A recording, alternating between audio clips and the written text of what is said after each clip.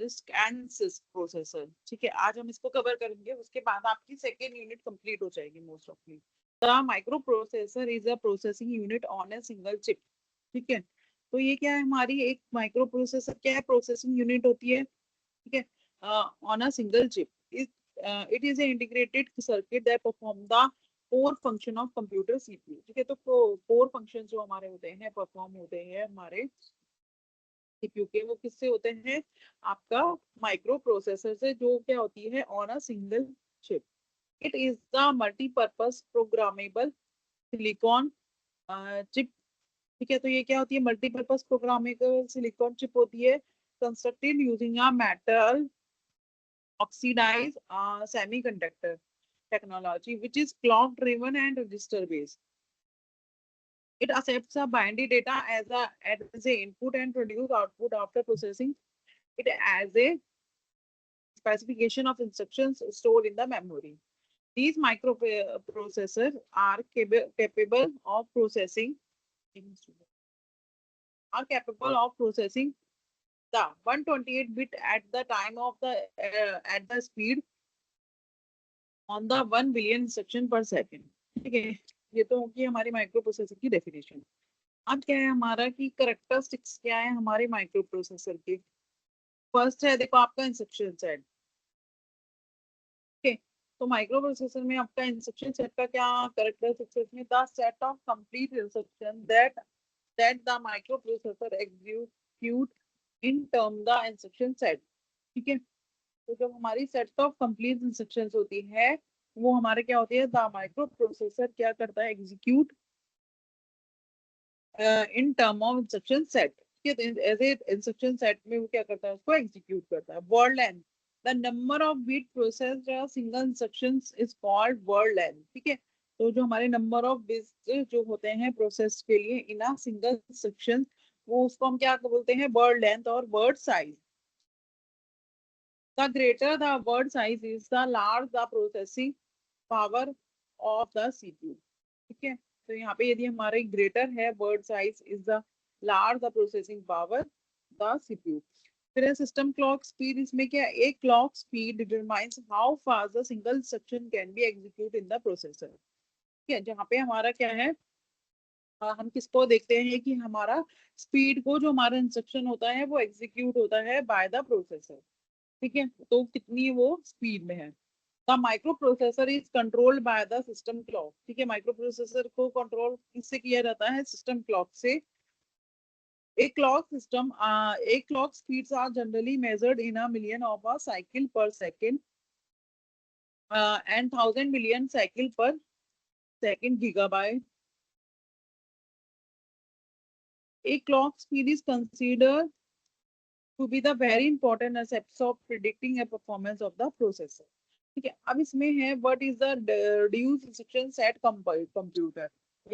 ये क्या होता है, ये हमें हम बोलते हैं इसको रिड्यूस इंस्ट्रक्शन सेट या रिस्क।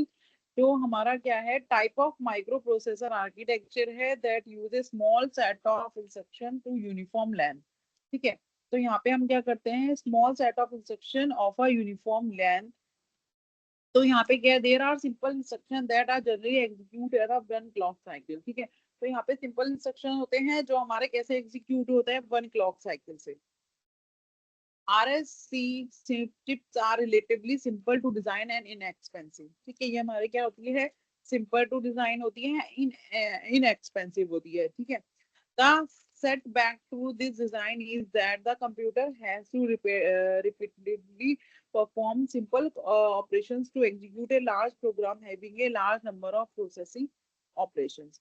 एग्जाम्पल इसमें क्या है, इसका स्पार्क्स, पावर पीसी एक्सेट्रा। अब इसकी एडवांटेज क्या है आपका रिड्यूस इंस्ट्रक्शन सेट की फास्टर एग्जीक्यूशन स्पीड है।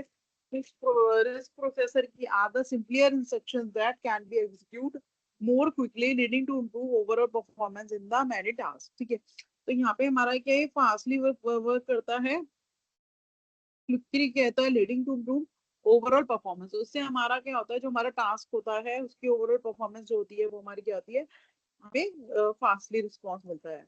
लोअर पावर कंजम्पशन, इसमें हमारा जो पावर होती है, वो जो कंजम्पशन होती है वो हमारी लोअर होती है।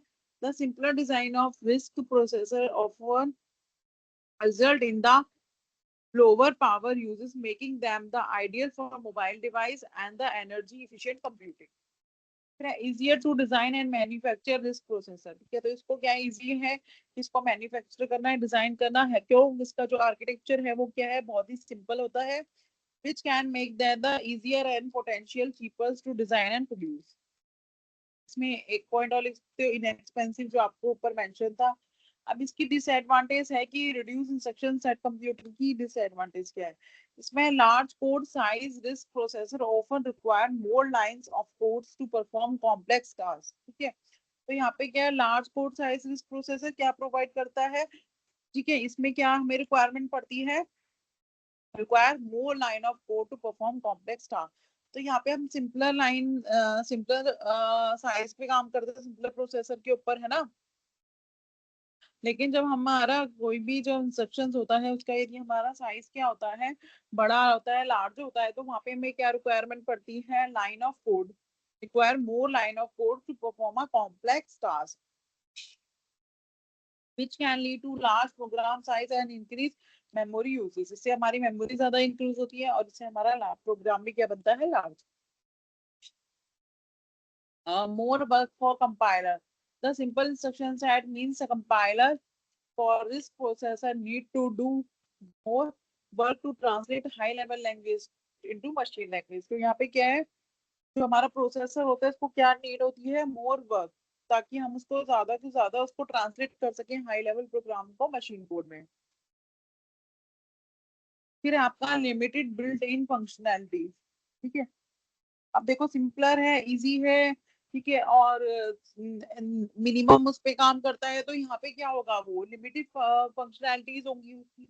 तो इस रिस्क के अंदर जो होती है फंक्शनैलिटी वो लिमिटेड होती है, बिल्ट इन वाली जो फंक्शनैलिटी होती है वो क्या होती है, लिमिटेड।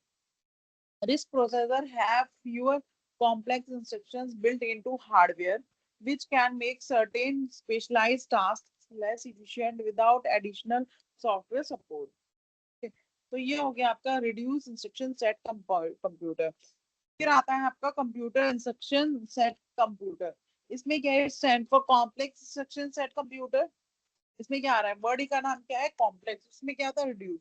रिड्यूस मीन्स इंस्ट्रक्शन का जो साइज था या कुछ भी था वो रिड्यूस था, सिंपलर था। इसमें क्या है आपका, कॉम्प्लेक्स। तो these processor offer the users 100 of instructions of variable size। तो यहाँ पे हमें क्या देते हैं, हम इसे, इसका जो साइज होता है वो क्या होता है, बड़ा होता है। ठीक है, तो यहाँ पे क्या देते हैं, these processor offer the user 100 of instruction of variable size। तो यहाँ पे 100 of instructions होते हैं किसके, वेरिएबल साइज के।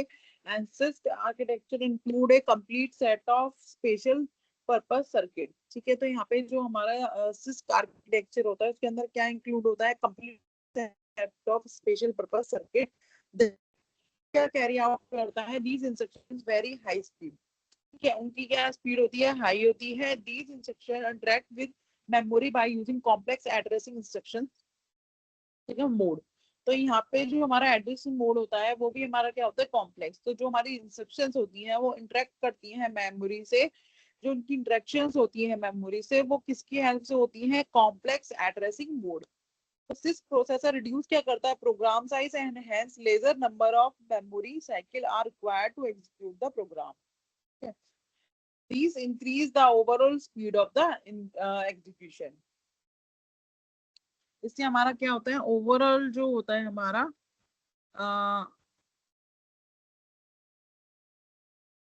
ओवरऑल जो हमारी स्पीड होती है एग्जीक्यूशन की वो हमारी क्या होती है, बढ़ जाती है। और फिर है इसकी एग्जांपल क्या है, जैसे इंटेल आर्किटेक्चर हो गया, एएमडी हो गया।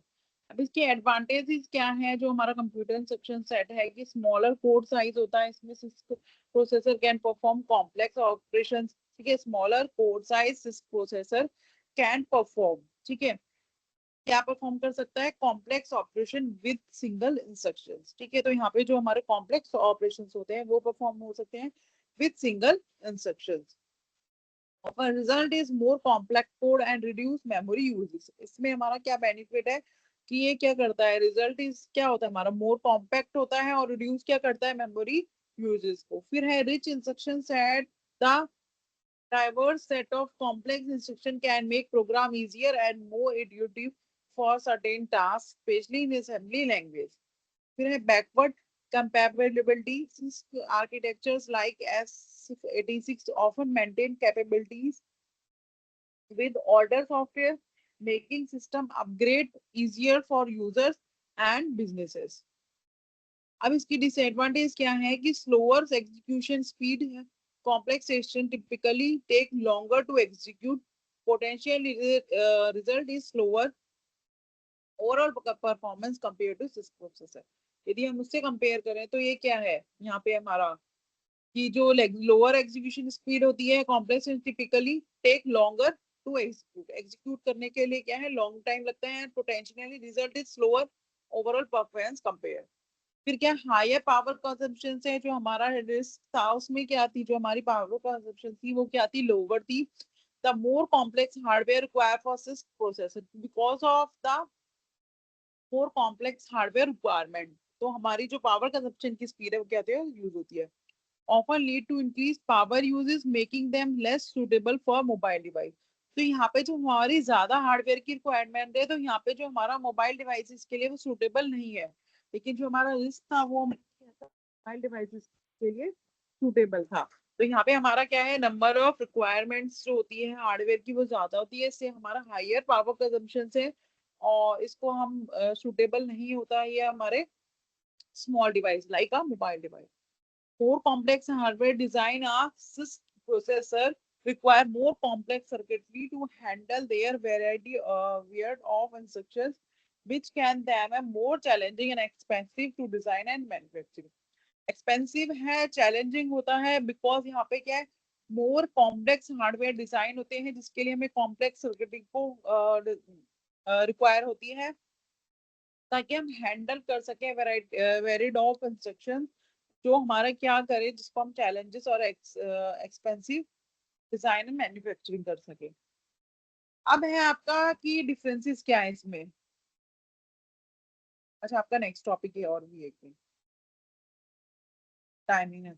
फिर है difference between CISC and RISC. CISC and RISC में डिफरेंसेस क्या है, सिस्क में क्या है आपका, इसमें क्या, a large number of instructions are present in the architecture, है ना, यहाँ पे हमारा क्या है, कॉम्प्लेक्स है, तो यहाँ पे क्या है, large number of instructions present होते हैं हमारे आर्किटेक्चर में। रिस्क में क्या, very few instructions are present, the number of instructions generally less than 100।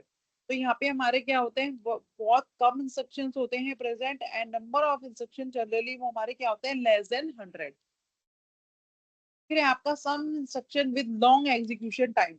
कुछ इंस्ट्रक्शंस जो होते हैं वो किसके साथ होते हैं, विद लॉन्ग इंस्ट्रक्शन टाइम, उनको जो एग्जीक्यूट करने के लिए जो टाइम लगता है वो क्या होता है, ज्यादा। These include instructions that copy an entire block from one part of memory to another। ठीक है, तो यहाँ पे क्या है, ये क्या इंक्लूड करते हैं, इंस्ट्रक्शंस दैट जो क्या है, that copy an entire block. ठीक है, वो क्या करते हैं, कॉपी करते हैं entire block from one part to memory to another, and other than copy multiple registers to from memory. अब इसमें क्या होता है, no instruction with the long execution time due to very simple instruction. यहाँ पे हमारा जो एग्जीक्यूशन टाइम होता है वो कम होता है, बिकॉज यहाँ पे हमारा इंस्ट्रक्शन सेट होता है वो क्या होता है, very simple. Some early RISC machines did not even have a integer multiply instructions, require compiler to implement multiplications as a sequence of addition। फिर नेक्स्ट है इसमें variable length encoding of the instructions. इसमें क्या होता है, हमारा variable length encoding होता है किसका, इंस्ट्रक्शन का। एग्जांपल हो गया IA32 instruction size can be range from 1 to 15 byte. ठीक है, उसमें क्या होता है, फिक्स लेंथ होता है, वेरिएबल लेंथ वहां पे क्या होती है आपकी, एनकोडिंग ऑफ द इंस्ट्रक्शंस। यहाँ पे हमारी जो fix length encoding of the instructions are used. यहाँ पे हमारी जो साइज होता है वो हमारा क्या होता है, फिक्स लेंथ होते हैं। Example IA32 generally all the instruction are encoding as 4 byte. फिर multiple format are support for specifying operands. ठीक है, मल्टीपल फॉर्मेट्स हमारे यूज सपोर्टेड के लिए यूज होते हैं ताकि हम ऑपरेंड को स्पेसिफाई कर सके। A memory operands specifier can have many different combination. ठीक है, यदि हम मेमोरी ऑपरेंड की स्पेसिफायर की बात कर सके तो वहाँ पे हमारे काफी डिफरेंट कॉम्बिनेशंस होते हैं, जैसे हो गया displacement, base and index register. Okay, तो यहाँ पे जो हमारा मेमोरी के अंदर जो ऑपरेंड स्पेसिफायर होता है वो हमारा क्या है, डिफरेंट तरीके से होता है, जिसमें डिप्लेसमेंट हो सकती है, बेस एंड इंडेक्स रजिस्टर। पर जो हमारा सिंपल एड्रेसिंग फॉर्मेट जो हमारा सपोर्ट करता है वो कौन होता है, रिस्ट में हमारा सिंपल एड्रेसिंग फॉर्मेट सपोर्ट होता है। Only base and displacement register addressing is allowed. उसमें क्या है, उसमें आपके ये भी अलाउड है और उसके कॉम्बिनेशंस भी। रिस्क क्या है, सपोर्ट क्या करता है, एरो को, और रिस्क जो है वो सपोर्ट नहीं करता एरो को। Arithmetic and logical operation can be applied to both memory and register operands. ठीक है, यहाँ पे हमारे both memory and register operands में दोनों को हम अप्लाई कर सकते हैं, किसमें, अरिथमेटिक एंड लॉजिकल ऑपरेशंस को। यहाँ पे अरिथमेटिक और logical operation only use register operands. यहाँ पे हमारे सिर्फ क्या यूज होता है, रजिस्टर ऑपरेंड्स। वहां पे हमारे रजिस्टर ऑपरेंड्स भी यूज हो सकते हैं और आपके मेमोरी ऑपरेंड्स भी। Okay, memory referring is only allowed by loading and storing instructions, that is reading from memory into a register and writing from the registers to memory respectively। ठीक है, तो यहाँ पे हमारा क्या है, ये हमारा जो लॉजिकल ऑपरेशंस होता है एंड हमारा जो लॉजिकल एंड अरिथमेटिक जो ऑपरेशंस होता है, इसमें जो हमारे ऑपरेशंस होते हैं वो हमारे क्या होते हैं, इसमें हमारे वो कहाँ से लेता है ऑपरेंड्स, वो हमारे ऑपरेंड्स लेता है रजिस्टर ऑपरेंड्स में। ठीक है, उसके ऑपरेंड्स होते हैं रजिस्टर्स में। Memory referring is only allowed, memory referring हमें अलाउड होती है by loading and storing information, जब हमें लोडिंग एंड स्टोरिंग इंफॉर्मेशन की रिक्वायरमेंट होती है। That is reading from memory, registers क्या है, from memory, sorry reading from memory. आपको क्या करना है, रीड करना है सिर्फ मेमोरी से इनटू अ रजिस्टर्स। ठीक है, from memory into a resistor, आप क्या कर रहे हो, मेमोरी से लेके रजिस्टर में डेटा क्या कर रहे हो, रीड कर रहे हो एंड राइटिंग कर रहे हो from are registers to memory respectively. फिर है आपका इम्प्लीमेंटेशन, में हम बात करें तो क्या है, implementation program are hidden from machine level program. तो इम्प्लीमेंटेशन जो प्रोग्राम होता है सिस्क में, वो क्या होता है आपका, हिडन होता है from machine level program. The ISA provides a clean abstractions between program and how they get executed। ठीक है, तो यहाँ पे देखो एब्स्ट्रैक्शन वर्ड क्यों यूज करा है, एब्स्ट्रैक्शंस में क्या होता है कि हाइडिंग, जो आपकी इम्प्लीमेंटेशन होती है, बैकग्राउंड इम्प्लीमेंटेशन, वो क्या होती है, हाइड होती है। तो यहाँ पे लिखा है ISA provide the clean abstractions between program and how they get execute। ठीक है, मीन्स यदि मैं आपको एग्जांपल बताऊं, जैसे आपका कार का एग्जांपल हो गया, आप कार में क्या है, गेयर देते हो, सब कुछ देते हो, सब पे क्लिक करते हो जिसका अकॉर्डिंग होता है, बट आपको उसकी एग्जीक्यूशन नहीं पता, बैकग्राउंड प्रोसेसर नहीं पता। ऐसे ही यहाँ पे है कि program and how they get execute, उन दोनों में आपको नहीं पता होता, हिडन होता है क्या आपका इम्प्लीमेंटेशन। देखिए यहाँ पे क्या होता है, रिस्क में इम्प्लीमेंटेशन प्रोग्राम क्या है, expose to machine level program few RISC mechanism. एक मिनट,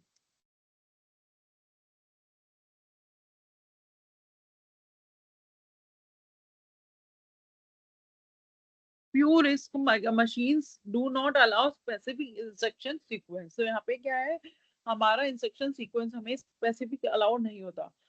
फिर है इसमें सिस्क में कंडीशन कोड आर यूज, यहाँ पे हमारा क्या यूज होता है, कंडीशन कोड, और रिस्क में हमारा no condition code are use.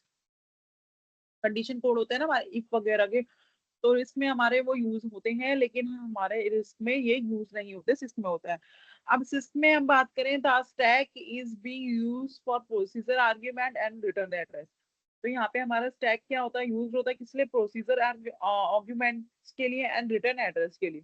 Risk की हम बात करें तो यहाँ पे क्या, register are being used for procedure argument and return address. Memory reference can be provide by the some procedure. ठीक है, तो यहाँ पे क्या है, मेमोरी रेफरेंस क्या होता है, अवॉइडेड होता है बाय सम प्रोसीजर। फिर है successful pipeline with one instruction पर साइकिल। इसमें सक्सेसफुल पाइपलाइन होती है विद वन इंस्ट्रक्शन पर साइकिल। ठीक है, पर साइकिल क्या, वन इंस्ट्रक्शन। उसमें हमारे जो रिस्क होता है वो पाइपलाइन को सपोर्ट नहीं करता, तो अनसक्सेसफुल पाइपलाइन।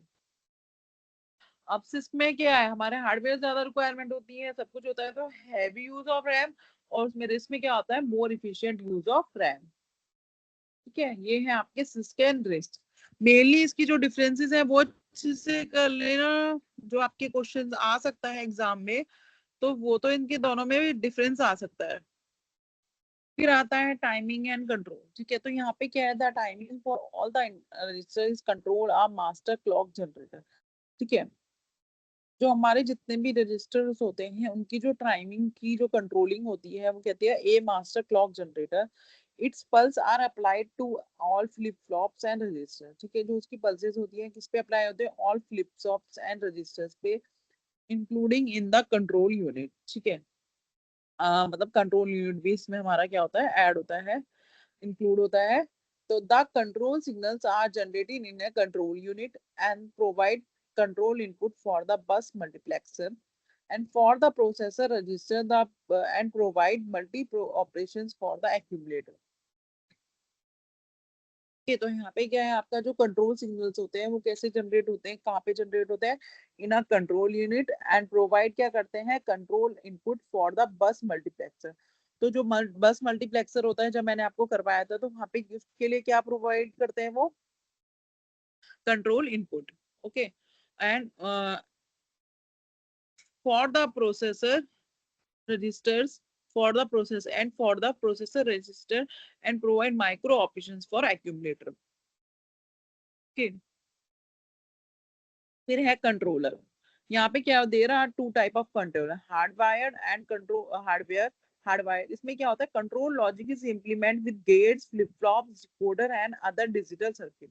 तो यहाँ पे जो हमारा कंट्रोल लॉजिक्स होते हैं वो हमारे किससे इम्प्लीमेंट होते हैं, गेट की हेल्प से, फ्लिप फ्लॉप की हेल्प से, डिकोडर की, and other digital circuits.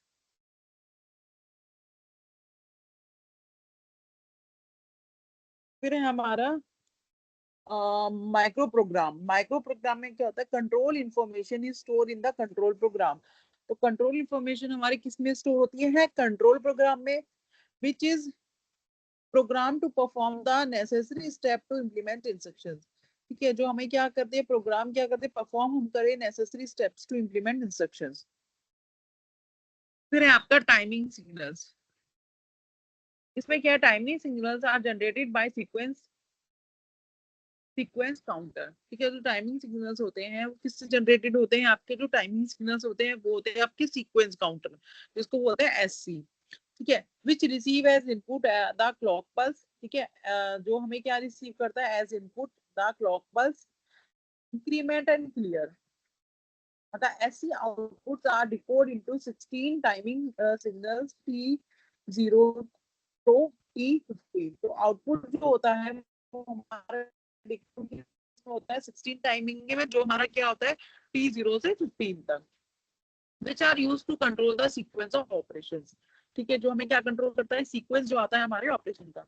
The RTL statement D3 D4 T4 and C0 reset the sequence counter to 0 and next timing signals is T0।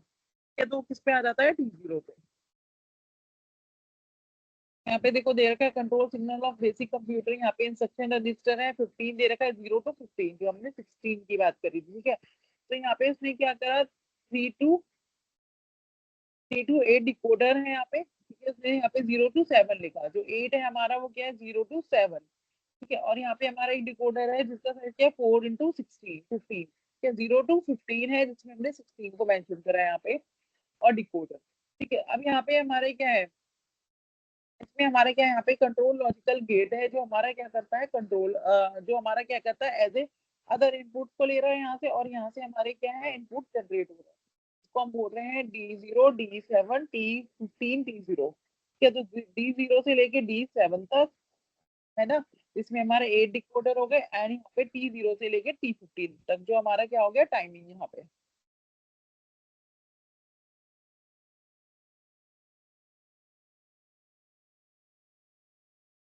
अरे यार क्लिक क्यों नहीं।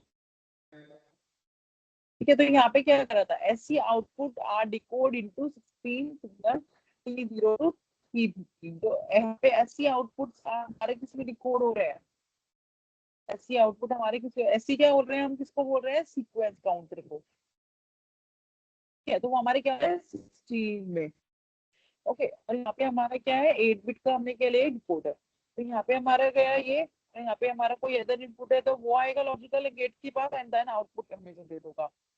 यहाँ पे देखो ये 16 काउंटर दे रखा है, सीक्वेंस काउंटर दे रखा है जिसमें हमारा इंक्रीमेंट क्लियर एंड क्लॉक, ये 3 चीजें हैं, इंक्रीमेंट क्लियर एंड क्लॉक। यहाँ पे हमारा क्या है 4 बिट है इसमें, है ना, तो प्योर इंटू 16, ठीक है। तो देखो यहाँ पे क्या लगा है, timing signal generate by sequence counter, we receive as input the clock pulse, ठीक है। हमारे यहाँ जो क्लॉक पल्स होते हैं वो एज ए इनपुट होते हैं, इंक्रीमेंट एंड क्लियर, ठीक है। तो यहाँ पे क्या है देखो, इंक्रीमेंट क्लियर एंड क्लॉक, ठीक है। तो ऐसे क्लॉक पल्स हमारे, क्लॉक पल्स क्या आ रहे हैं यहाँ पे, क्या बोला आपने, हमारे रिसीव क्या होते हैं input as a clock pulse, increment and clear. तो ये 3 चीजें जब हमारे पास आते हैं तो एज ए इनपुट क्या करते हैं, हम उसको रिसीव करते हैं। तो ऐसी आउटपुट क्या करता है, डिकोड करता है इनटू 16 टाइमिंग सिग्नल्स में 30 to 250। तो यहाँ पे हमारा क्या है देखो, क्या आता है 4 बिट, ठीक है। यहाँ हमारे 4 बिट गए, और यहाँ पे हमारा जब वो डिकोड करता है तो वो किसमें करता है 0 to 15 में, तो यहाँ पे हमारे कितने हो गए 16 बिट, तो 4 इंटू 16। ऐसे हमारा इंस्ट्रक्शन रजिस्टर जो होता है वो कितने बिट में आ रहा है, हमारा 3 बिट में, और जो हमारे डिकोडर का साइज क्या है वो हमारा 8 आ जाता है, ठीक है। यदि हम बात करें सीक्वेंस काउंटर की, तो उसमें जो हमारा आते हैं एज इनपुट, वो हमारे क्या आते हैं 4, लेकिन वो जब डिकोड होता है कितने होता है 16 टाइमिंग में। बट हम बात करें इंस्ट्रक्शन रजिस्टर की, तो उसमें जो हमारा एज ए इनपुट आते हैं वो आते हैं हमारे 3, एंड जो हमारा डिकोडर होता है वो 8 बिट का। तो यहाँ पे देखो हमारे डी 0 से लेके D7 तक आया, D0 से D7 तक एंड T0 से 50 तक। तो यहाँ पे लॉजिकल गेट्स के पास आएंगे, यदि कोई अदर इनपुट आ रहा है तो वो भी इसमें आ जाएगा, एंड देन आपको आउटपुट जनरेट हो जाएगा, ठीक है। ये है control unit of basic computer, है ना। यहाँ पे हम किसकी बात कर रहे हैं, आपको रजिस्टर्स की। यहाँ पे इंस्ट्रक्शन रजिस्टर है, उसने 3 बिट को लिया है, डिकोडर में यहाँ पे हम क्या यूज कर रहे हैं 8 बिट, तो 0 to ट्रांसलेट करा, एंड यहाँ पे सीक्वेंस काउंटर को। अब यहाँ पे देखो example of control signal timing, तो यहाँ पे देखो क्लॉक है ना, तो यहाँ पे T0 यहाँ पे हुआ स्टार्ट, एंड देन वो हमारा क्या हो गया फिनिश, ठीक है। तो T0 जहाँ पे T0 आया वहां पे हमारा क्या हो गया, वो यहाँ पे फिनिश। फिर T1 आया, तो यहाँ पे T1 आया, तो T2 पे, यहाँ पे T3 उससे पहले, फिर T4 आया, फिर क्या आया आपका D।